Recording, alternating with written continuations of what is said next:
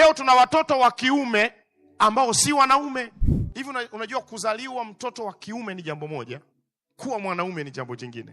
Kuzaliwa mtoto wa kike ni jambo moja, kuwa mwanamke ni jambo jingine. Kuwa mwanaume na kuwa mwanamke lazima aweko mtu atakaye kufundisha. Lazima apatikane mtu atakaye kwambia wewe ni mwanaume, ishi kama mwanaume, ongea kama mwanaume.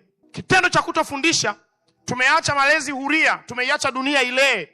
Leo tuna wanaume wanasuka nywele na jamii inaona sawa. Tuna wanaume wanavaa hereni na dunia inaona sawa. Imefika mahali hata haikemei tena, maana inaonekana ni sawa, maana tumeliacha kusudi la kufundisha. Leo tuna wanaume wanakaa kwenye kioo dakika 40, anapitisha vitu hapa, anapitisha vitu hapa, anapepesa macho, anapitisha mdomoni, na yeye anapenda angae, midomo inakaa inalambwa, naye anajiita mwanaume. Huyo ni mtoto wa kiume, ni mvulana, hajafundishwa kwa mwanaume huyo. Leo tuna wanaume wanatembea na poda kwenye mikoba, unagundua hajafundishwa, hajaambiwa wewe sio mtoto wa kiume, wewe ni mwanaume. Mwanaume ana namna yake ya kuishi.